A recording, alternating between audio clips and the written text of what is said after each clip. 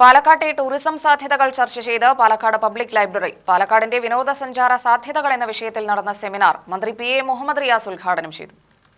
Cinema ലൊക്കേഷന്റെ ക്യാപിറ്റലാണ് പാലക്കാടെന്നും cinema tourism നടപ്പാക്കുമെന്നും മന്ത്രി മുഹമ്മദ് റിയാസ് സെമിനാറിൽ പറഞ്ഞു.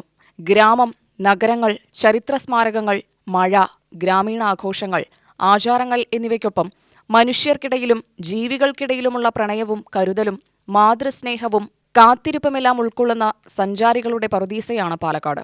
ടൂറിസത്തിന് വലിയ സാധ്യതയുള്ള ജില്ലയാണ് പാലക്കാടെന്നും മന്ത്രി പറഞ്ഞു.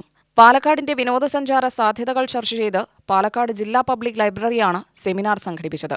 ഇപ്പൊ അനുഭവേദ്യ ടൂറിസം ആളുകൾക്ക് കൃഷിയിടങ്ങളിലും മറ്റും വന്ന് അതൊക്കെ മനസ്സിലാക്കി കാണാൻ സഞ്ചാരികൾ ഇഷ്ടപ്പെടുന്ന ഒരു കാലമാണ്.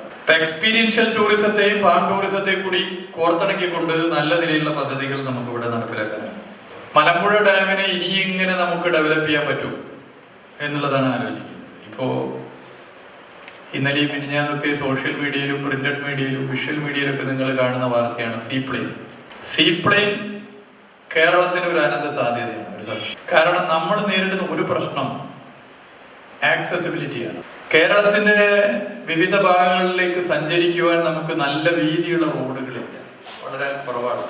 ഇപ്പൊ കുതിരാൻ ടണലും ഇതൊക്കെ വരുന്നതിന് മുമ്പുള്ള സ്ഥിതിയും ഇപ്പോഴുള്ള സ്ഥിതിയും മാറ്റം നിങ്ങൾ കാണുന്നില്ലേ? എന്തുകൊണ്ട് നമുക്ക് വീതിയുള്ള റോഡുകൾ ഉണ്ടാക്കാൻ പറ്റുന്നില്ല? ചിലർ പറയും, ഉത്തർപ്രദേശിൽ പോയവർ പറയും, കണ്ടില്ലേ വീതിയുള്ള റോഡ്. ഉത്തർപ്രദേശിലും ഈവൻ തമിഴ്നാട്ടിലും വീതിയുള്ള റോഡിന് ഭൂമിയുണ്ട്. നമ്മൾ തിക്ലി പോപ്പുലേറ്റഡ് സ്റ്റേറ്റ് ആണ്, ജനസാന്ദ്രത ഏറെയാണ്. ജില്ലാ പബ്ലിക് ലൈബ്രറി സെക്രട്ടറി ടി.ആർ. അജയൻ അധ്യക്ഷനായി. ഡോക്ടർ തോമസ് ജോർജ് പ്രബന്ധാവതരണം നടത്തി. ജ്യോതിഭായ് പരിയാടത്ത് സ്വാഗതവും കെ. ശാന്തപ്പൻ നന്ദിയും പറഞ്ഞു.